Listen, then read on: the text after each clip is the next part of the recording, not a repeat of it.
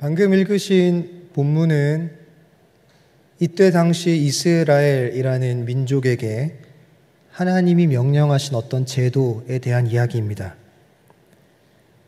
성경을 보시다 보면 지금 시대나 지금 문화에 동일하게 적용하기 어려운 성경 안의 제도들이 등장을 합니다. 이스라엘에게 주어진 그때 시대와 그때 문화에 적합하게 주어진 어떤 제도들을 오늘날 같이 하나님을 믿는 신앙하는 우리라고 해서 동일한 형태로 그대로 적용할 수 없다라는 이야기입니다. 어려운 내용들인 거죠. 그러다 보니 자연스레 지금 시대에는 도저히 적합하지 못하다라는 내용들을 성경에서 들춰 읽거나 우리가 그것을 알기 위해 꺼내지 않으면 생각보다 하나님의 마음을 상실해버리는 경우들이 많습니다. 왜냐하면 하나님이 어떤 제도나 어떤 것들을 요구했다라는 것은 그 행위와 그 방식을 통해 자기의 백성들에게 가르치고자 하는 하나님의 마음이 내포되기 때문에 그렇습니다. 동일한 형태로 가져올 수 없지만 그걸 그저 가져올 수 없다라는 이유로 덮어두기 시작하면 그 요구 안에 담긴 아버지의 마음을 찾기가 어려워진다라는 거죠. 예를 들면 성경의 희년 같은 거 그렇습니다. 지금 희년 잘 안 지킵니다. 예전에 아주 예전에 제가 여리고성 할 때 나팔 이런 얘기하면서 희년이 어떤 건지 설명한 적이 있는데 그게 어떤 건지 오늘날 잘 지켜지지 않습니다. 50년 만에 울리는 희년의 나팔 요즘 불지 않습니다. 어디 저희가 가가지고 공터에서 그런 거 불고 하지 않지 않습니까? 대부분의 제사들도 그렇습니다. 번제, 소제, 화목제, 속죄제, 속건제 이런 제사들 저희는 드리지 않습니다.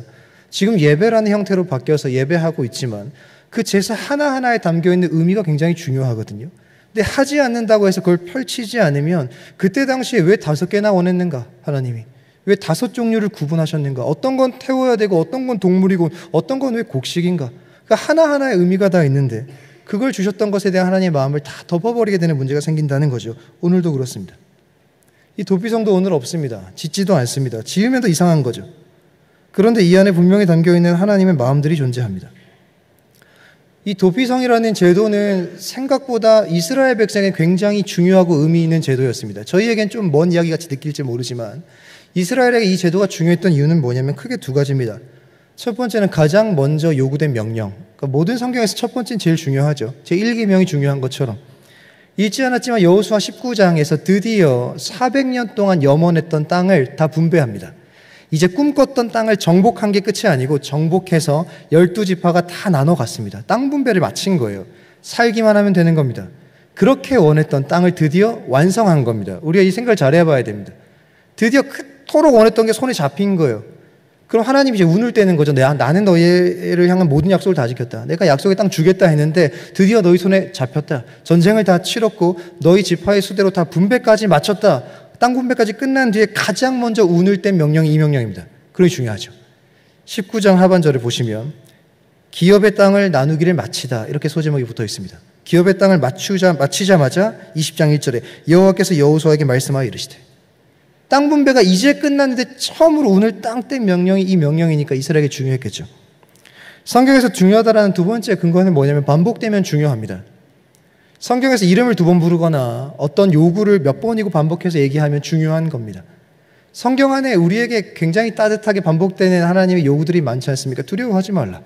이런 거 수없이 반복된다고 많은 설교에서 인용하시고 내가 너희와 함께합니다. 수없이 반복되는 아주 중요한 하나님의 마음입니다.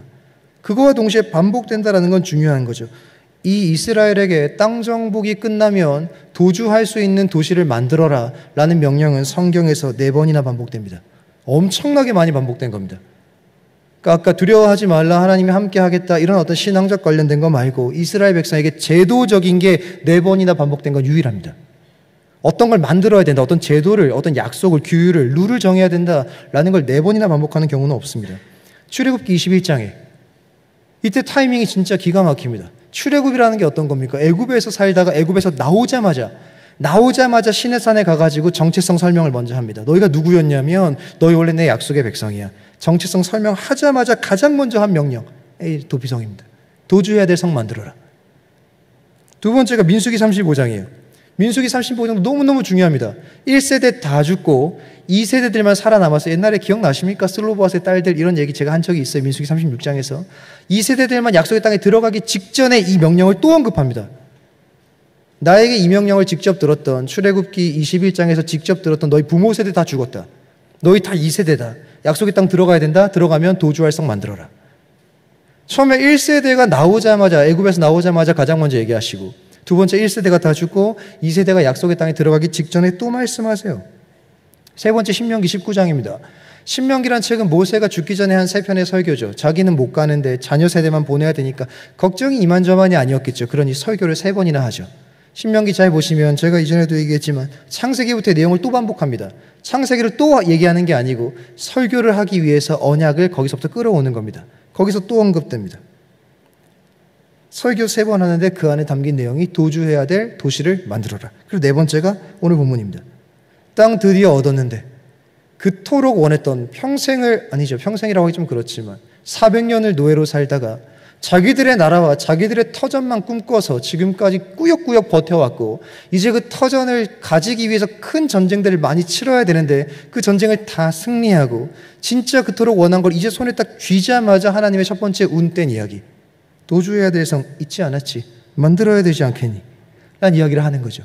대체 이런 질문 해봐야죠. 그럼 그게 뭐냐 대체?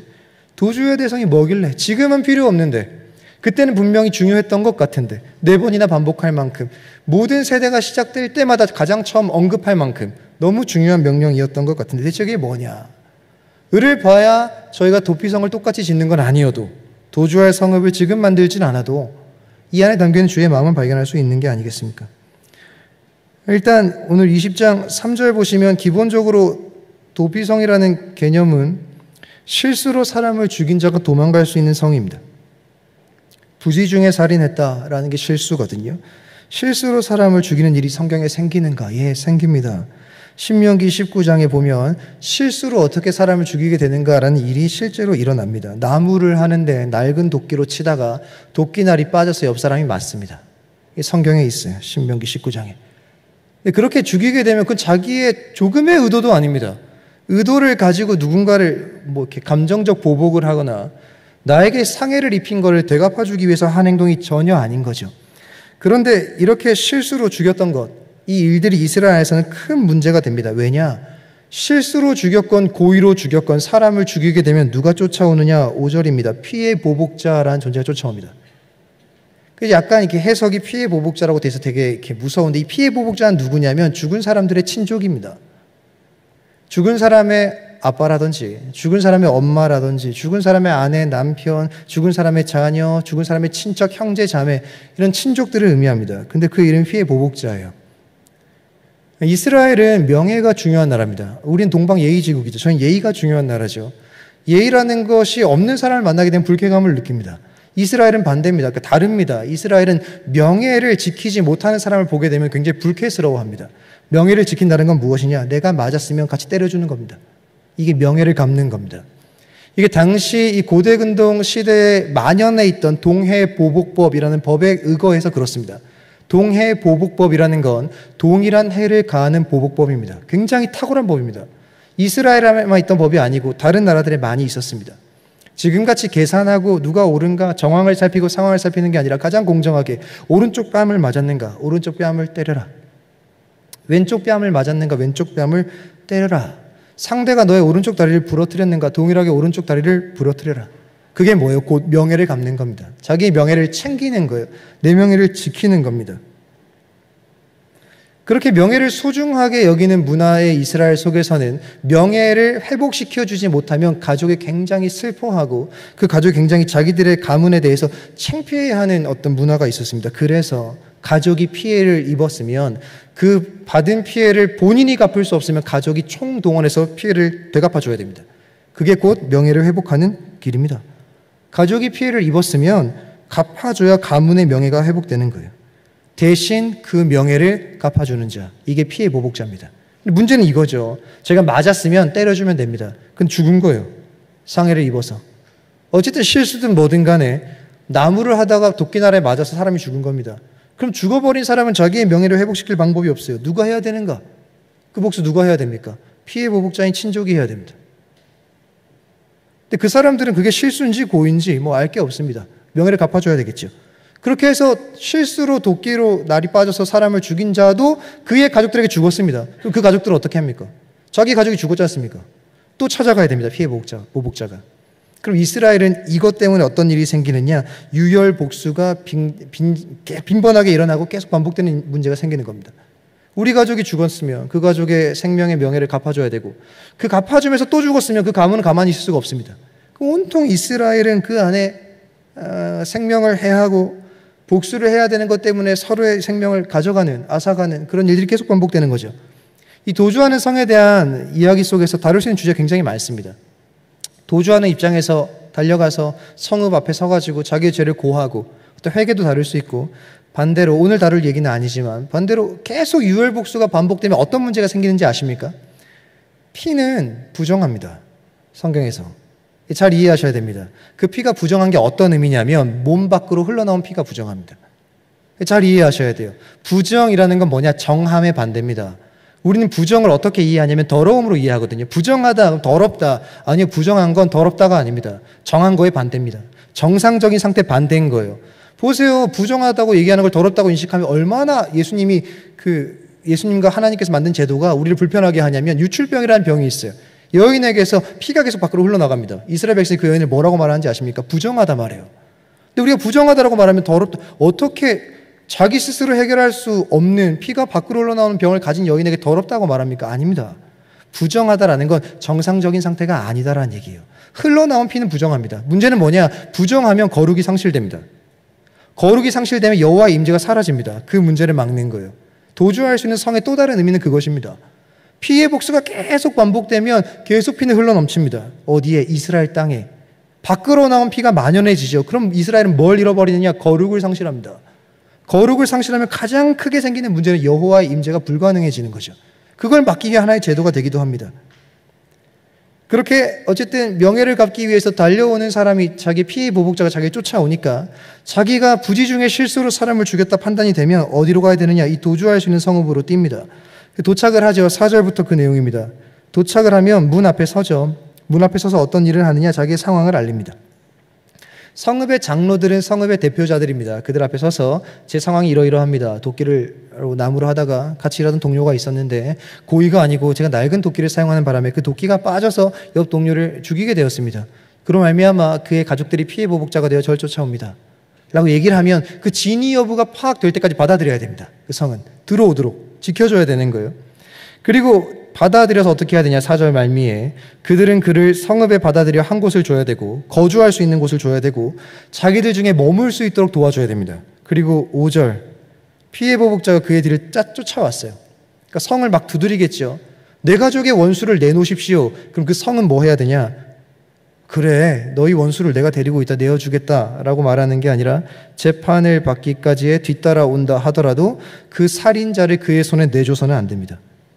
생판 알지도 못하는 사람을 위해 대신 전쟁을 치러줘야 되는 게 이 도주하는 성에 살던 사람들의 역할입니다. 빨리 내놓으세요. 줄 수 없습니다. 이 사람 우리가 보호해야 될 의무가 있습니다. 그의 이웃의 손에 내주면 안 되는 거죠. 6절부터 보시면 회중 앞에 서서 재판을 받기까지 또는 그 당시 대제사장이 죽기까지 성읍에 거주해야 됩니다. 우리 이런 생각할 수 있잖아요. 실수로 사람을 죽여도 죽인 거 아닙니까? 대가 치러야 되는 거 아닙니까? 치릅니다. 어떻게 치르느냐? 자기의 고향으로 못 돌아갑니다. 재판이 안 열리면 돌아갈 수가 없고, 두 번째, 대제사장이 죽기까지 돌아갈 수 없습니다. 만약에 자기가 실수로 사람을 죽였을 때 그 해에 대제사장이 임명됐으면 그 대제사장이 죽기까지 못 갑니다. 대가 지불을 하죠. 나름의 대가 지불을 합니다. 근데 여기서 우리가 이거를 뭐 이렇게 경중을 따지는 건 좀 곤란합니다.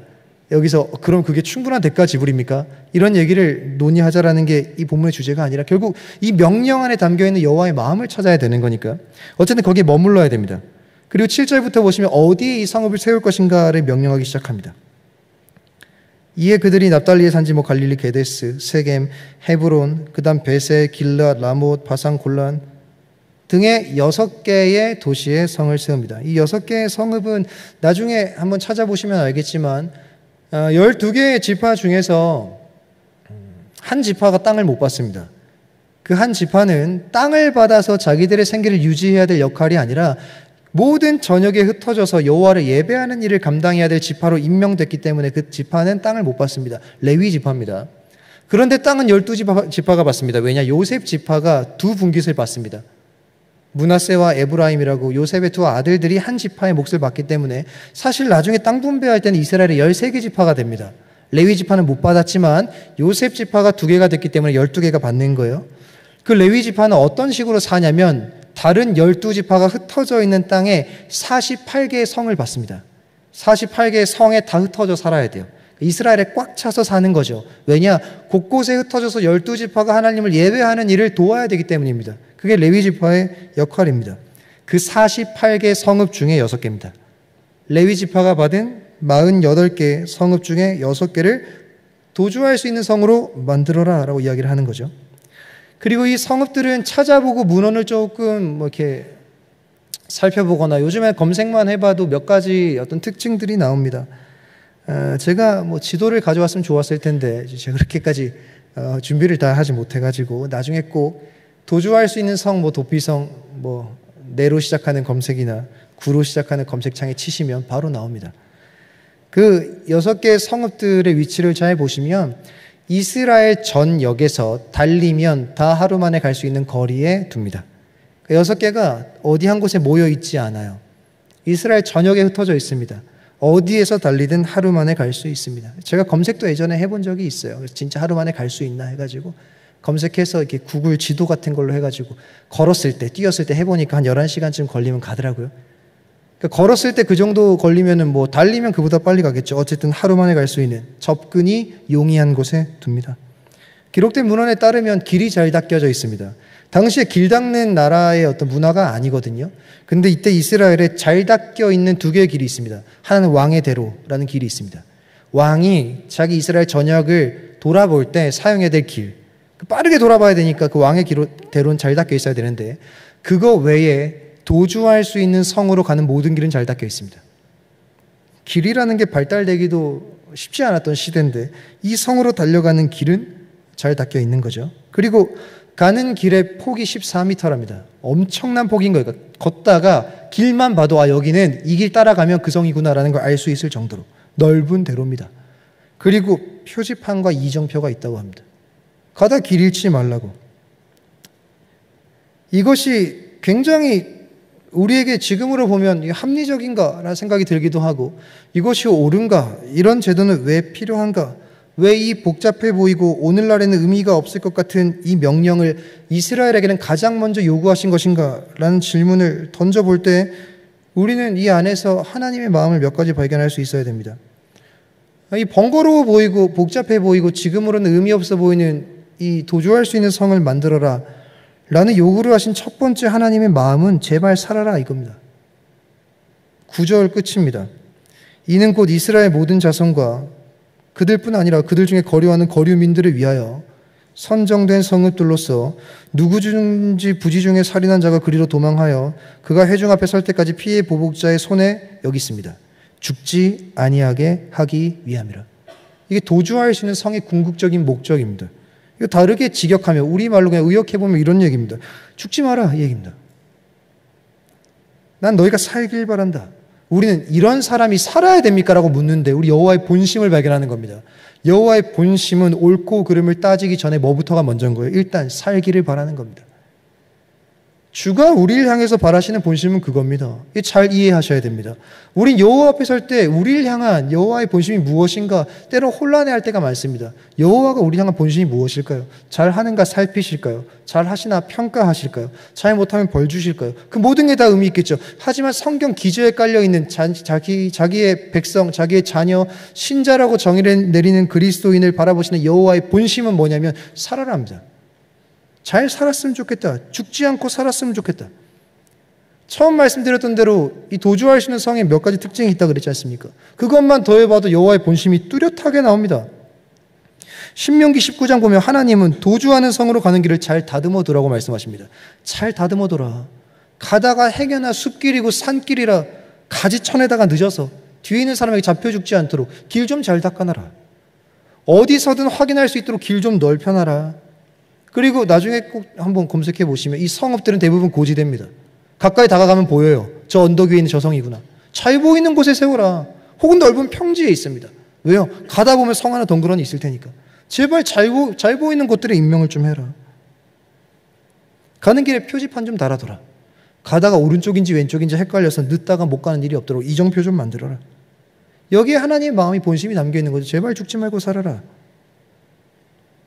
그리고 도피성으로 도주해온 사람, 무고한 사람, 모든 장로들이 함께 판결했을 때 그 사람은 무고하다고 한다면 피해 보복자의 손에 절대 내줘서는 안 됩니다.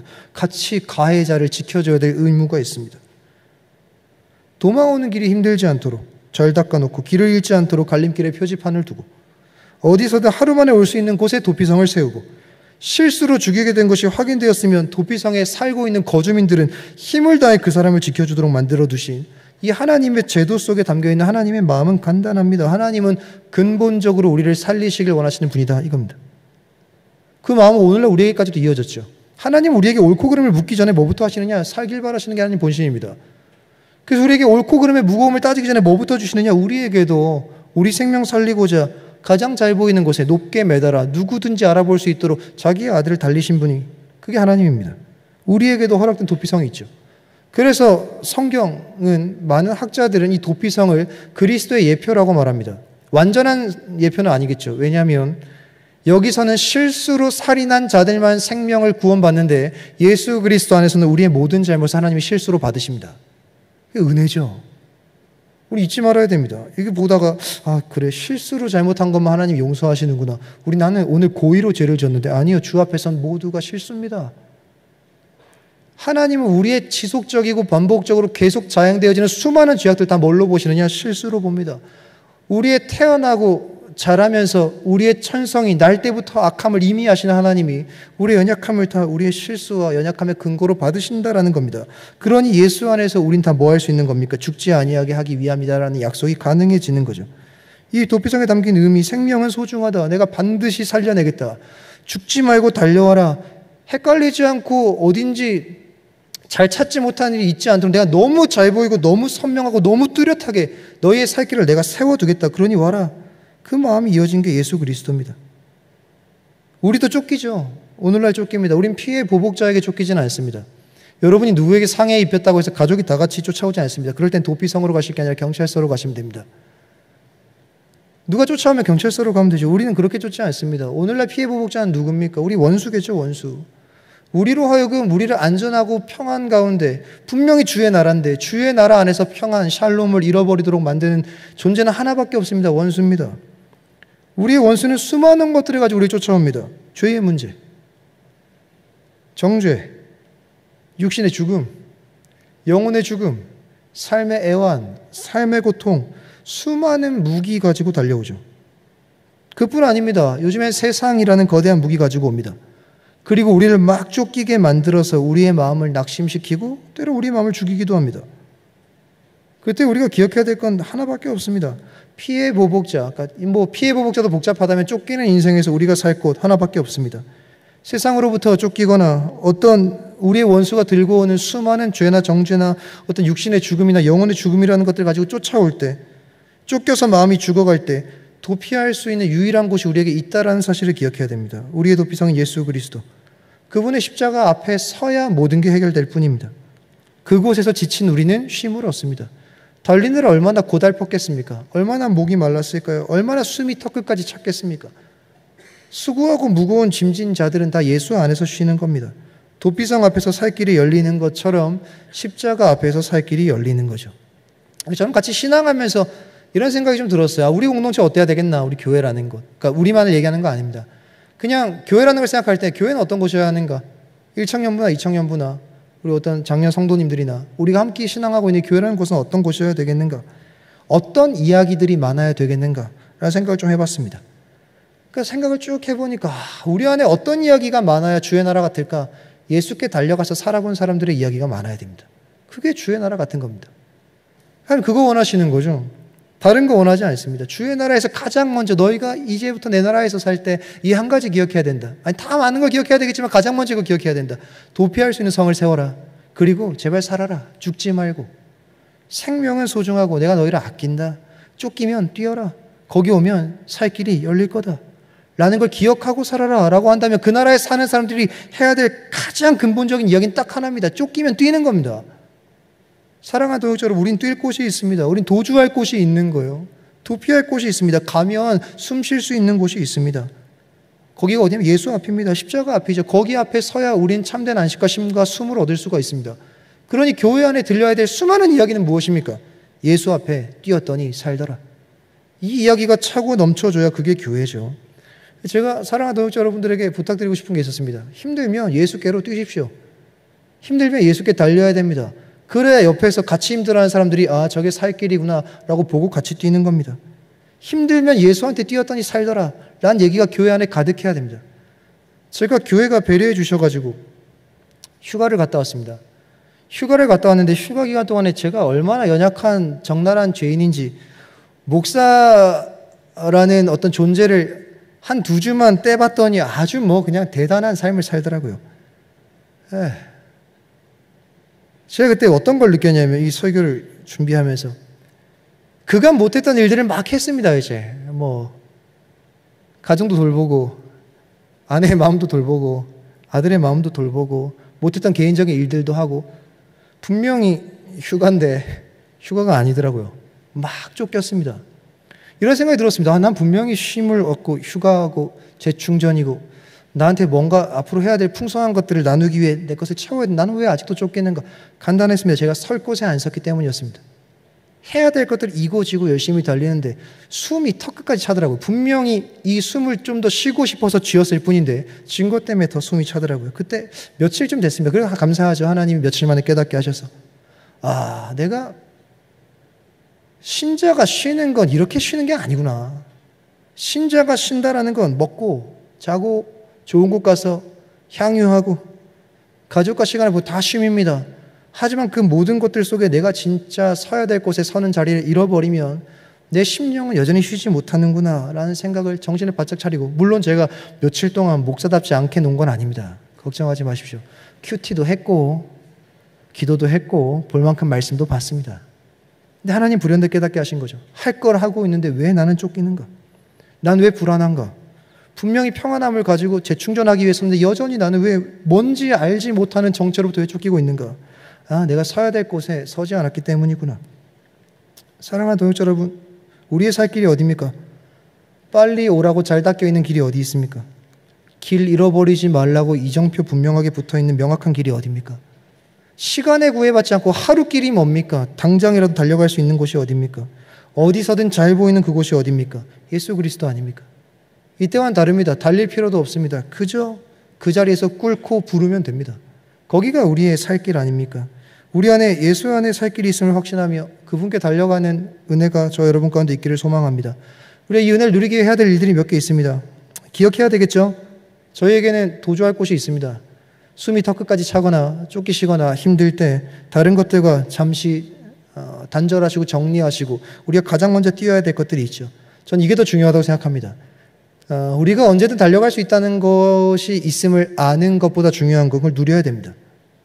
생각보다 이게 어렵습니다. 신앙생활하면서 예수께 달려가면 쉰다, 예수께 달려가면 산다라는 거 모르는 이는 거의 없습니다. 그런데 가서 진짜 사는 이는 별로 없습니다. 모르는 이가 거의 없는데 진짜 달려가서 사는 이도 거의 없어요. 저는 그래서 우리에게 필요한 건 우리가 쫓길 때 하나님을 가장 먼저 찾을 수 있는 용기가 필요하다고 생각합니다. 우리는 생각보다 하나님을 찾는 게 차선책이 될 때가 많습니다. 가장 긴급하고 우선이 되지 않는 경우가 많아요. 할 수 있는 거 다 해보고 찾습니다. 그래서 예전에 어떤 목사님께서 진짜 너무너무 힘들 때, 인생의 가장 큰 고비일 때 여호와 하나님 이름 3글자 부르면 다 산다라는 이야기를 하신 적이 있습니다. 왜냐? 진짜 너무 힘들 때 하나님 3글자 나오실 것 같으세요? 안 나옵니다. 진짜 너무너무 힘들면 아빠 이름 나오거나 엄마 이름 나오거나 친구 이름 나오거나 내 이 문제를 해결해 줄 수 있을 것 같은 수많은 세상의 다른 것들에 대한 이름이 나오지 여호와 하나님 이름 잘 안 나옵니다. 그러니 그런 얘기한 거죠. 진짜 너무 힘들 때 하나님 이름 3글자 부르면 다 구원받을 거다. 못 부른다는 얘기입니다. 그렇게 표현하신 거예요. 우리를 쫓아오는 것들이 다양합니다. 더 큰 문제는 뭔지 아십니까? 쫓아오는 것들로부터 피할 수 있을 것처럼 보이는 길이 더 다양합니다. 그게 우리한테 진짜 큰 문제입니다. 수많은 것들이 쫓아오는데 우리 눈에는 도망갈 도주로도 많이 보입니다. 피할 수 있을 것 같아 보이는 것도 다양하게 보이는 거죠. 여기한테 가서 부탁하면 되겠는데, 이거 하면 될 것 같은데. 우리는 빠르다 그랬지 않습니까? 제가 이제 뭐에 빠르냐? 우리는 우리의 것을 챙기는데 굉장히 빠릅니다. 우리의 본성입니다. 그건 우리의 어떤 슬픈 과거이기도 합니다. 우리의 여호와를 떠난 뒤로부터 스스로 자기의 삶을 책임져야 되는 존재가 되어버린 다음부터는 우리는 자기를 지키는 일에 굉장히 빠릅니다.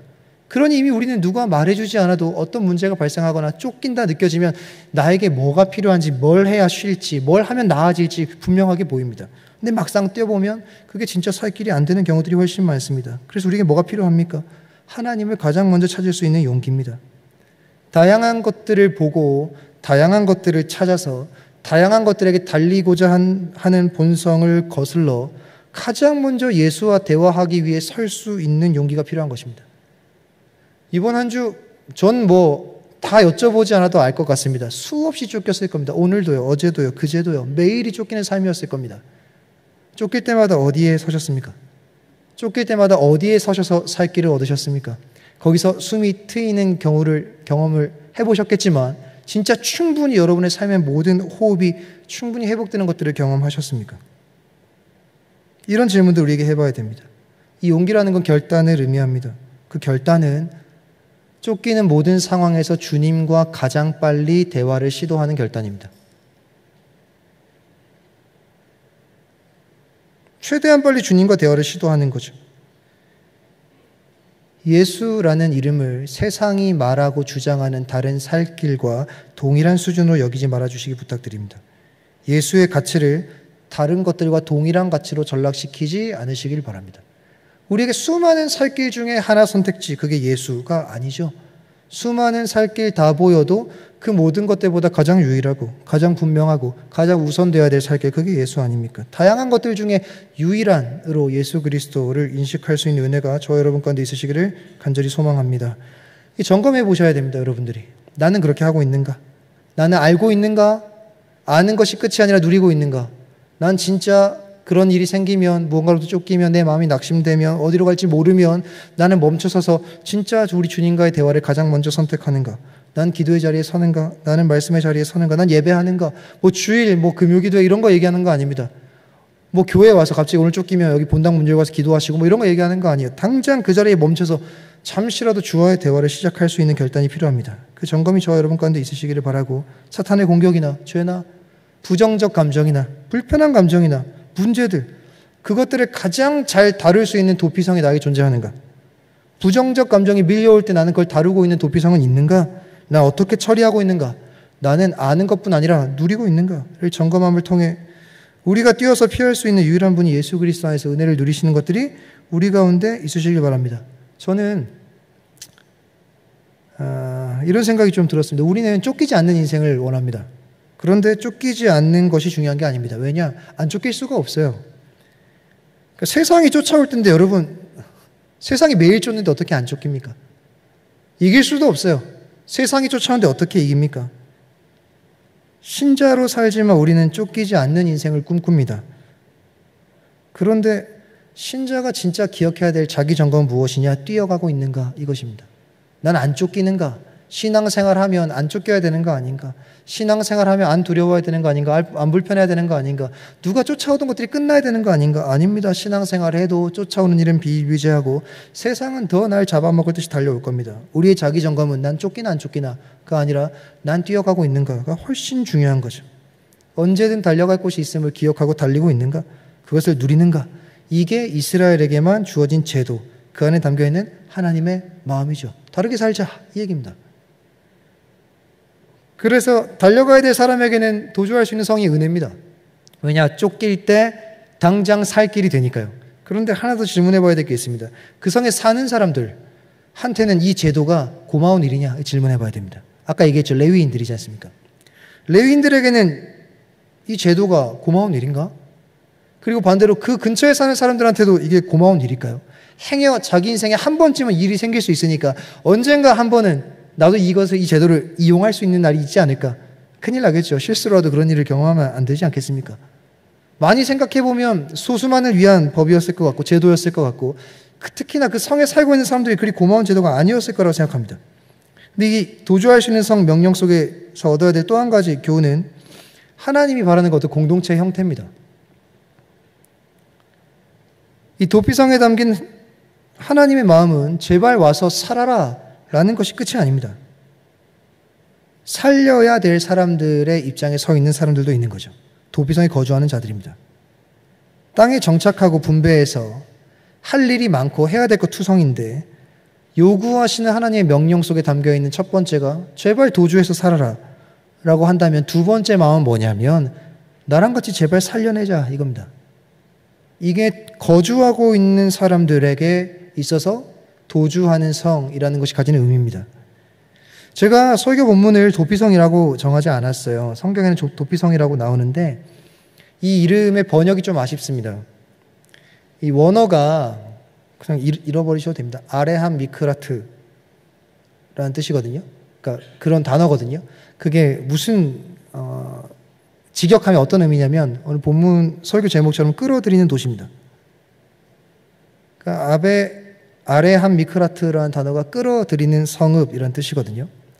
한국 번역은 도주하는 사람의 입장에서 너무 부각이 많이 되어 있습니다. 도피성이니까 도주하는 사람에게 도망갈 수 있는 성. 그래서 처음 이걸 명령할 때 히브리인들에게는 안에 사는 사람들이 훨씬 더 부각되는 이름입니다. 너희는 끌어들이는 성읍을 만들어라. 다르게 말하면 사람 살리는 성읍 만들어라 라는 뜻입니다. 도시 안에 있는 사람들의 사명이 훨씬 부각되는 단어죠.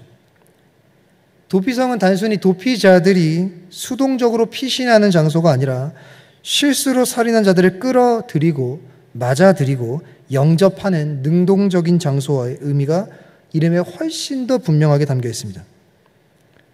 이 마음은 그 성에 있는 사람들이 뭘 해야 되는가에 훨씬 더 뚜렷하게 나오죠. 아까 읽었던 것처럼 4절에 보시면 받아들여야 됩니다. 문 열어줘야 돼요. 자기들의 한 곳을 줘야 됩니다. 자기들 먹고 살기도 바쁜데 이 레위인들은 농사하는 거 아니지 않습니까? 자기들 거주하기도 빡빡한데 땅을 받은 것도 아니지 않습니까?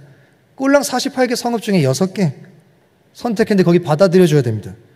그뿐이 아닙니다. 거주하게 해야 됩니다. 이 거주라는 단어가 뭔지 아시죠? 먹고 살게 도와줘야 됩니다. 그냥 집 나온 사람한테 뭐가 있겠습니까? 삶의 터전을 다 제공해야 됩니다. 먹고 살 수 있도록 도와줘야 되는 거예요. 제일 절정은 5절이죠. 그 사람 때문에 대신 싸워줘야 됩니다. 그 사람 잡아서 어떤 복수하겠다고 명예를 회복하겠다고 쫓아오는 사람들이 위해 대신 전쟁을 치러줘야 됩니다. 아무 관련 없는 사람들이 위해 해줘야 될 일이 너무 많아요. 상식적으로 땅에 정착해서 할 일이 투성인데 제일 먼저 도피성부터 만들고 그 도피성을 만들면서 하나님께서 원하셨던 공동체의 모습은 뭐냐면 서로의 고통의 짐을 담담하게 나누며 짊어져주는 공동체입니다. 이게 주의 나라죠. 그러니까 하나님이 땅 분배 마치고 이제 내 나라가 시작된다. 그렇군요. 가르쳐야 되는 거 아닙니까? 가장 먼저 뭐부터 할까요? 도주하는 성을 만들어라. 제가 언제든 힘들면 당신께 뛰면 되는군요. 그뿐 아니라 나와 같이 살려야 된다. 누구를요? 살 길 필요한 자들을, 소망 필요한 자들을, 생명 필요한 자들을 살려내야 된다라는 얘기죠. 그러니까 우린 가끔 영혼 살리고 사람을 돌보고 우리가 복음적 가치를 가지고 사는 사람들은 다 합니다. 그 일들. 여러분들 다 하시잖아요. 근데 우린 가끔 뭔가 좀 있고 넉넉할 때 뭘 해야 한다 생각하는데 이들의 삶은 결코 넉넉하지 않습니다. 넉넉해서 한 일 아닙니다. 이 성에 살던 사람들은 자기들이 가진 게 충분하고 남아 돌아서 하는 거 아닙니다. 하나님은 절대 자기의 신자들에게 남는 것들 가지고 도우라고 하지 않습니다. 남는 것들 가지고 돕는 것은 자기 안에 만들어내는 결과가 전혀 다릅니다. 주의 사랑을 배우기가 어려워요. 이스라엘 12지파 중에 레위 지파만 딱 못 받았죠. 제사장 업무 감당합니다. 그들이 가지고 있는 터전이 없다라는 얘기예요. 그러니 그들이 할 수 있는 게 뭐 있습니까? 가진 게 넉넉하지 않죠. 그 넉넉하지 않음을 가지고 그들을 섬겨야 됩니다. 소유재산이라는 게 없는 사람들이에요. 많이 들어올 때가 있고 적게 들어올 때가 있습니다. 그거와 상관없이 돌봐야 될 의무가 있습니다. 충분한 여유가 있어서 도망 온 자들을 돌보는 삶은 아니었다라는 얘기입니다. 두 번째, 싸울 만해서 싸운 것도 아닙니다. 함께 싸워줘야 되는데 레위인들 전쟁하는 지파가 아닙니다. 그런데 지켜줘야 됩니다. 오히려 찾아온 사람들이 훨씬 전쟁 광일지 모릅니다. 왜요? 그들은 정복 전쟁을 열심히 했던 사람들입니다. 레위 지파는 전쟁하고는 무관한 사람들입니다. 근데 싸워줘야 됩니다. 그 옆에 사는 사람들은 괜찮았을 거라 생각하십니까? 우리 성만 아니면 되지. 아니요. 그러니까 지금 우리의 정서로만 봐도 내 거주지역 옆에 혐오시설 들어오면 치를 떨며 싫어합니다. 싫은 거 당연한 거 아닙니까? 이때 당시 최고 혐오시설이 어디예요? 도피성입니다. 왜요? 살인자들 거주성 아닙니까? 그러니까 저는 만약에 이스라엘 지도 전역에다가 범죄자 지표, 특히 살인자 지표로 하면 6개만 반짝반짝 거릴 겁니다. 당연한 거 아닙니까? 모든 살인자 다 일단 어디로 뛰는 거예요? 부지 중에 살인했는지 아닌지 상관없이 판단될 때까지, 재판할 때까지 일단 어디로 뜁니까? 여기로 뜁니다. 그럼 오는 사람 다 모여야 돼요. 문 열어줘야 됩니다. 이 성 안에 있는 사람이나 성 주변에 있는 사람이 다 불편합니다. 왜요? 잠재적 살인자들 다 자기들 안에 있는 거 아닙니까? 실수였든 뭐든 간에. 그러니 절대 이 성은 자기 성 안에 있는 사람뿐 아니라 근처에 있는 사람들도 호의적이거나 괜찮다고 말할 만한 제도가 아닙니다. 좋아서 한 일 아닌 거죠. 그런데 그들은 받아들입니다. 자기들 삶에 조금의 이득도 없는데 받아들입니다. 거저 받아들입니다. 그 이유는 간단합니다. 이들이 이 명령에 대해서 순응할 수밖에 없었던 이유는 간단합니다. 우리가 여호와가 무언가 우리에게 요구할 때, 그 요구가 버거울 때 우리가 그 요구들을 받아들이기 위해서 서야 될 기본적 자리는 아까 얘기한 대로 여호와 앞인데, 거기서 어떤 일이 생기냐? 은혜의 감격에 대한 기억의 회복입니다. 이 레위 지파들은 이 일을 감당할 수밖에 없었어요. 사실은 이걸 요구하면 예라고 말할 수밖에 없었습니다. 왜냐하면 자기들이야말로 도주할 수 있는 성이라는 것을 가지고 자기의 마음을 가장 분명하게 드러내는 하나님의 마음을 통해 가장 큰 회복을 경험한 지파가 레위 지파이기 때문에 그렇습니다. 그러니까 나중에 보시면 재밌는 게, 레위 지파는 사실 저주받은 지파입니다. 야곱의 12아들로부터 지파가 시작이 되는데, 12아들들이 야곱이 죽기 전에 축복과 저주를 막 나눠서 받습니다. 창세기 50장 끝에 가서 보시면 이제 야곱의 지파, 그러니까 야곱의 아들들이 막 축복과 저주를 해줘요. 그때 둘째 아들과 셋째 아들인 시므온하고 레위한테 야곱이 저주를 합니다. 그 이유가 있어요. 자기의 여동생인 디나가 세겜이라는 지역에 가서 거기 족장한테 좋지 못한 일을 당했을 때, 그때 어떤 일이 생기냐면, 그 원수를 갚아주기 위해서 하나님이 야곱의 가문에게만 허락한 할례라는 징표를 그들에게 제공하면서, 너네 할례하면 내 누이를 줄게, 이렇게 얘기하면서 할례를 받고 움직이지 못할 때 시므온과 레위 둘이 가서 세겜에 있는 모든 남자들을 다 죽여버립니다. 그러니까 하나님이 허락하신 약속의 징표를 자기들의 복수의 도구로 사용을 해요. 근데 야곱도 좀 그래요. 어쨌든 아들들이 자기 누이의 원수를 갚은 건데 죽기 전에 저주를 합니다. 너희는 잔혹한 살인 기계들이다, 이렇게 말하고 죽어요. 이렇게 죽고, 그때 당시에 이 아버지의 이야기는 굉장히 큰 권한을 갖습니다. 지금처럼 그냥 제가 한마디 하는 거랑 좀 느낌이 다르게 축복은 축복이고 저주는 저주대로 됩니다. 그게 이때 당시에 이스라엘 안에서 하나님의 백성들의 어떤 아비가 가지는 권한이었거든요. 그대로 역사가 흘러가면서 시므온이라는 지파는 어떻게 되냐? 진짜 역사 속에 사라집니다. 나중에 가면. 땅을 분배받는데 나중에 찾아보세요. 시므온이 사라져요. 유다 지파에 귀속됩니다. 그러니까 시므온이 없어져요. 시므온 지파가. 근데 레위 지파는 하나님 옆에서 가장 하나님 가까운 곳에서 예배하는 지파로 자리매김을 하게 됩니다. 똑같은 말을 들었거든요. 시므온과 레위가. 근데 결정적으로 달라진 계기가 하나 있어요. 출애굽기 32장의 금송아지 사건 아실 겁니다. 그때 송아지 만들어서 막 춤출 때 하나님이 내 잃어버린 거룩을 위해 누가 싸울 것이냐, 그때 레위 지파가 자처합니다. 우리가 여호와의 거룩을 다시 회복하겠습니다. 우리라도 필요하시면 한 번만 사용해 주십시오. 우리의 자손의 조상으로부터 흘러내려오는 우리를 향한 하나님의 어떤 선포나 이야기들은 되게 보잘것없고 작지만 우리에게 기회를 주신다면 내가 여호와의 잃어버린 거룩을 회복하겠습니다. 그때 레위가 여호와의 거룩을 회복합니다. 그때 여호와께서 약속하세요. 너희가 내 곁에서 내 일을 하는 지파가 될 것이다. 이들은 건져냄을 받아본 적이 있습니다. 자기들 가운데 자기들이 먼저 도주할 수 있는 성을 만들어라, 생명은 소중하고 난 너희가 죽지 않길 바라며 살리길 원한다 라는 여호와의 마음을 먼저 만났던 기억들이 존재합니다. 그러니 빚진 자가 어떻게 여호와의 명령에 대해서 거절합니까? 빚져 있는데, 여호와의 사랑을 먼저 받은 자인데. 우리 역시 하나님의 명령이 부담스러울 때가 있습니다. 나 하나 살기도 힘든데 누군가 살려야 되는 삶이 부담스럽지 않을 수가 없어요. 그때 기억돼야 될 게 뭐냐? 하나님의 은혜 옆에 머무는 겁니다. 우리도 받아본 적이 있음을 기억하는 겁니다. 도피성에서 살아본 기억이 있는 사람은 도피성의 가치를 세워줄 수 있는 겁니다. 도피성 덕분에 살아본 자는 도피성의 가치를 구현할 수 있는 거죠. 하나님의 은혜의 흔적이 기억날 때, 그 은혜의 흔적이 내 삶에 머무를 때, 그 은혜의 흔적이 기억될 때마다 그 삶을 살아낼 수 있게 되는 거죠. 레위 지파는 그래서 거절할 수 없는 겁니다. 너희 성읍 중에 하나 줄래? 6개 줄래? 그럼요. 드리지요. 당신이 우리 살렸던 것처럼 다른이 살리겠다는데 내가 이거 왜 못 드리겠습니까? 그 기억이 선명하죠. 이스라엘도 마찬가지죠. 왜요? 이들은 이제 약속의 땅을 얻었지 않습니까? 어떻게 이들이 거절합니까? 19장의 땅을 얻었는데, 그러니까 하나님도 타이밍이 기가 막힌 거죠. 여러분들이 하나님 뭐 달라고 할 때 조심하셔야 됩니다. 하나님은 아주 거절할 수 없는 타이밍에 들어오십니다. 탁월하신 분이십니다. 너희 땅 다 얻었지? 예, 이제 내놔라. 어떻게 거절합니까? 받은 땅 이만큼인데 그중에 6개 달라는데 당연히 드리죠. 은혜에 대한 기억이 우리로 하여금 살게 만드는 거죠. 말씀을 좀 정리하면서 이 가치와 제도는 세워지기 위해서 필요한 것이 있죠. 하나님의 나라는, 하나님의 가치는, 하나님의 정신은 이상적인 것들이 아닙니다. 시간이 되면 세워지는 거 아니에요. 관념적인 거 아닙니다. 그걸 위해 누군가 자기 것을 자발적으로 내어드리고 허비와 낭비할 수 있는 사람들이 필요합니다. 그들을 통해 세워집니다.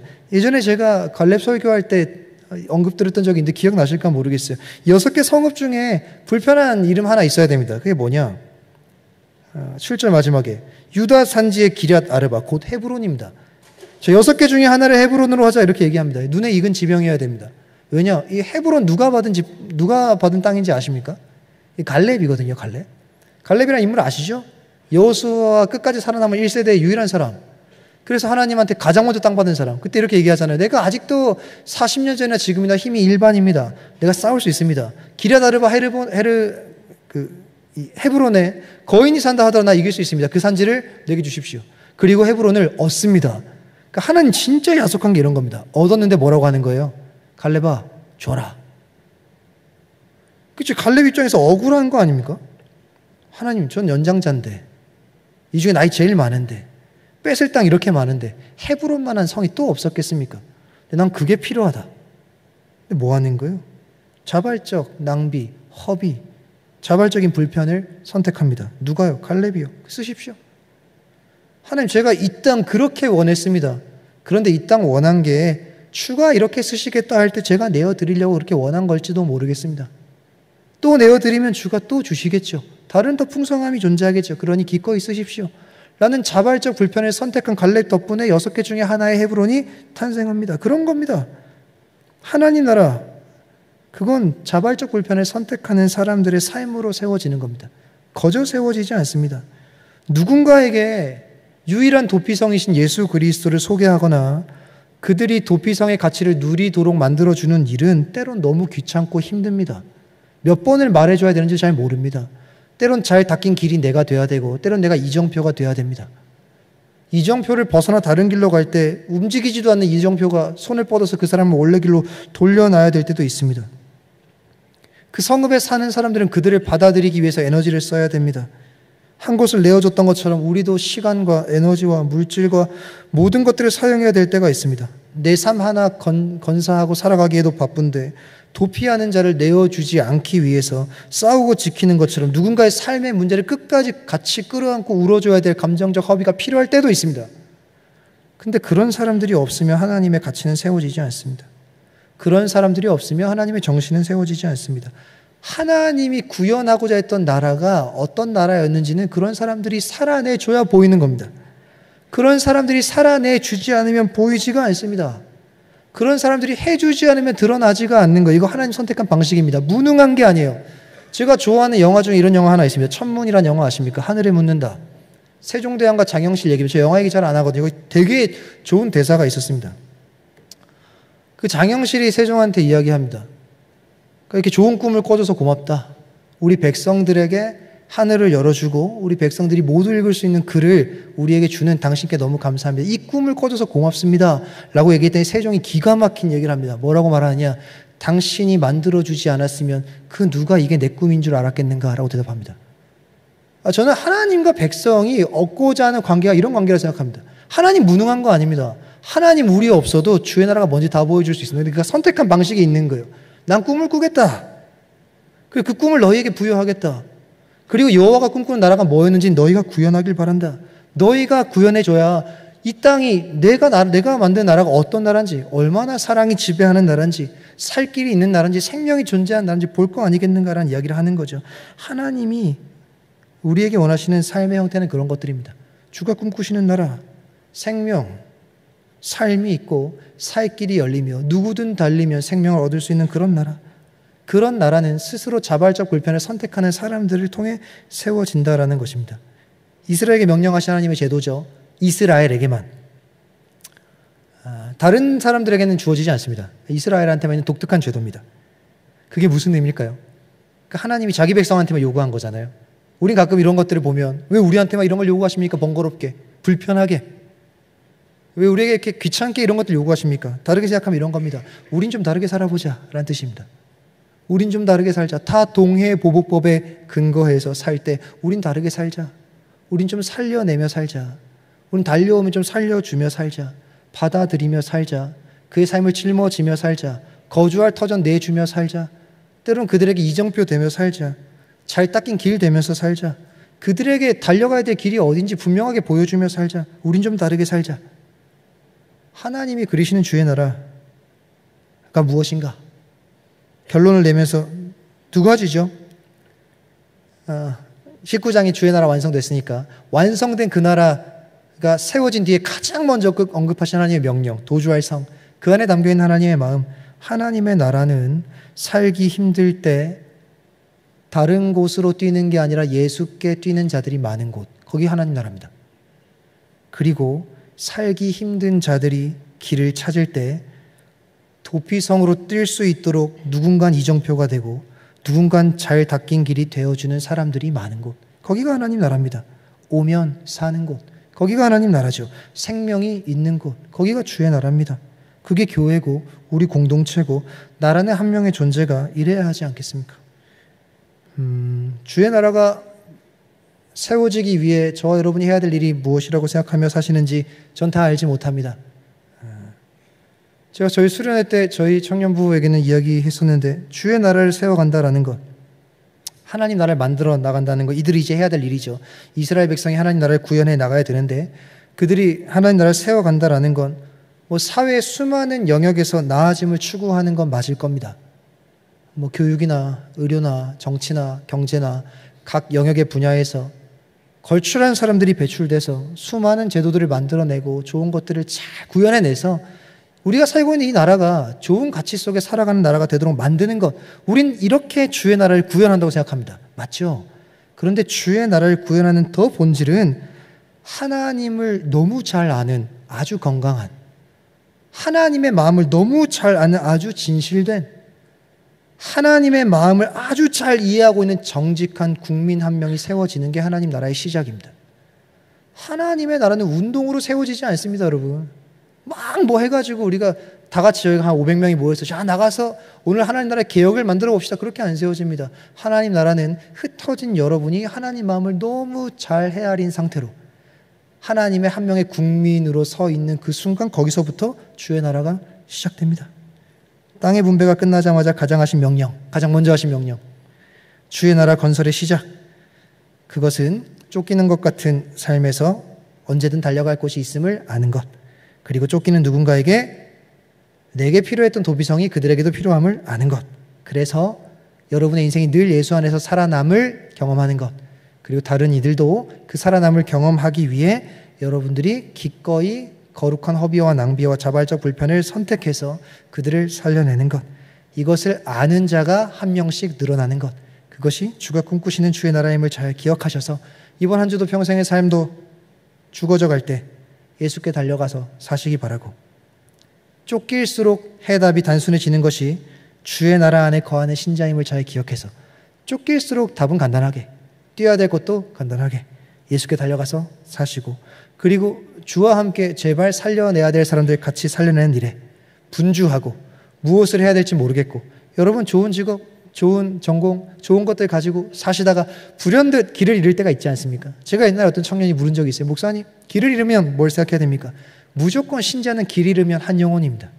무조건 신자는 길을 잃으면 한 영혼입니다. 오늘 뭐 해야 될지 모를 때, 남는 시간에 나 뭐 하며 살지 아무것도 모르겠으면 전화하지 마십시오, 목사한테. 그냥 한 영혼입니다. 한 영혼 사는 길을 선택하시면 거기가 주의 나라 세워가는 신자의 자리입니다. 이 사실을 잘 기억하셔서 예수께 달려가 사시고, 예수께 달려야 될 사람들이 있으면 기꺼이 함께 살려내시면서 저와 여러분이 있는 그곳에 도피성의 가치가 회복되고 도주하는 성읍 안에 담긴 주의 마음과 주의 나라가 세워지는 은혜가 저와 여러분의 삶 가운데 가득하시기를 간절히 소망합니다. 같이 찬양합시다. 처음 고백했던 찬양인데요, 우리의 삶이 그런 삶이 되기를 소망하고 예수 안에 생명 누리고 누린 생명 나누는 인생 되기를 소원하는 마음으로 함께 결단하며 주께 찬양하도록 하겠습니다.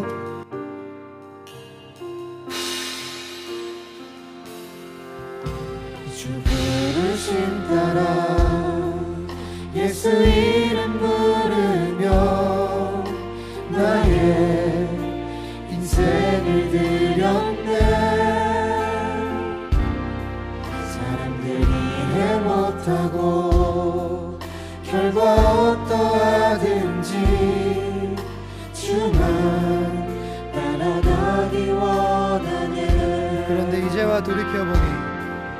이제와 돌이켜보니 그저 부끄러울 뿐. 우리가 무엇을 한 줄 알았더니 받은 게 먼저였던 거죠. 주의 은혜라 벼랑 끝에 선 나를, 벼랑 끝에 선 나를 주의 손이 이끌어 여기까지 인도하셨네. 하나님 사랑 날 떠나지 않고, 하나님 사랑 날 떠나지 않고 끝까지 사랑하셨기에 오직 예수와 십자가만 바라보면서 나의 생명도 아낌없이 드리기 원해. 우리의 삶을 결단하며 노래합시다. 내 노래가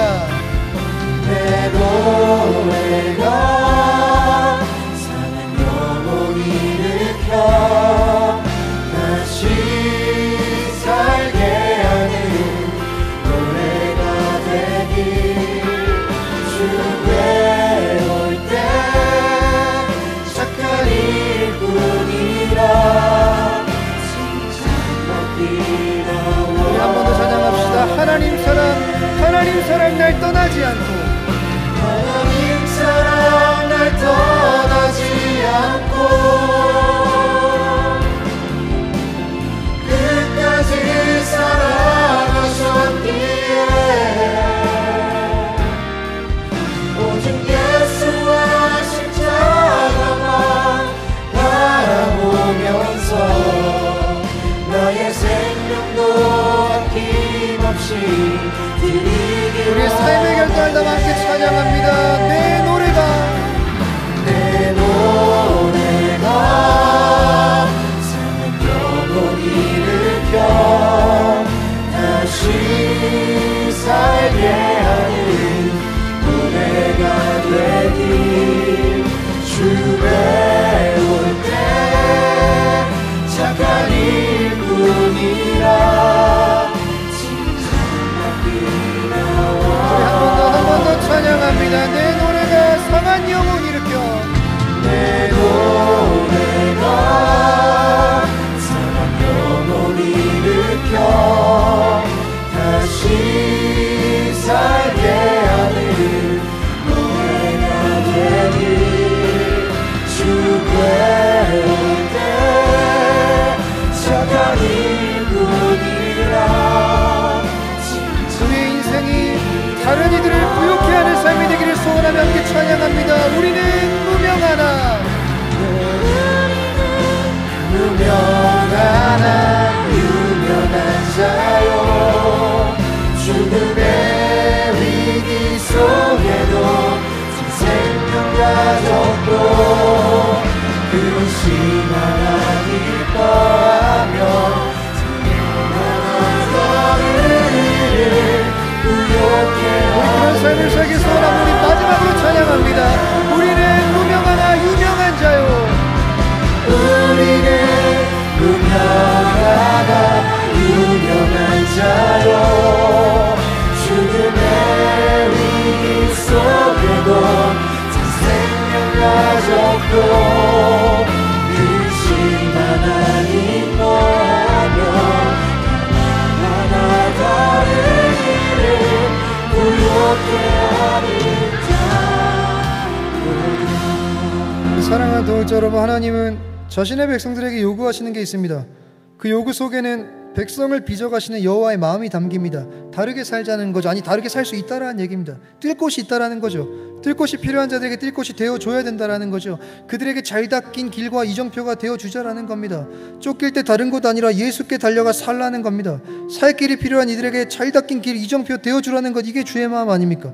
여러분, 자기에게 물어봅시다. 요즘 괜찮으십니까? 진짜 괜찮으십니까? 무엇으로부터 쫓기는데 어디로 가야 내가 살지, 어디가 살 길인지 못 찾아서 괴롭진 않으십니까? 아니, 어쩌면 날 살려줄 수 있을 것만 같은 것들이 너무 많아서 진짜 살 길 잃어버리진 않았습니까? 돌아보면 주변에 온통 그런 사람들인데 돌아볼 여유가 없진 않습니까?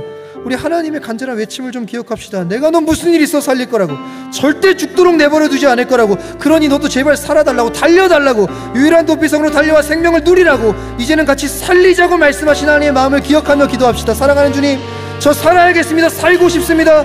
내 안에 유일한 살 길인 예수께 가장 먼저 달려가는 용기를 주시옵소서. 이 시간 당신의 유일한 살 길임을 믿고 내 모든 문제와 아픔을, 절망스러운 상황과 두려움을 안고 달려가오니 예수 안에 생명 누리게 하여 주시옵소서. 그것이 나를 통해 하나님 나라가 세워질 수 있도록 나의 모든 일상 가운데 주의 가치를 세워 주시옵소서. 살리기 원하시는 하나님 마음을 기억하며 그 일을 위해서라면 기꺼이 거룩한 낭비, 자발적 불편을 선택하는 인생이 되게 하여 주시옵소서. 이 마음 가지고 함께 간절한 마음으로 기도하시겠습니다.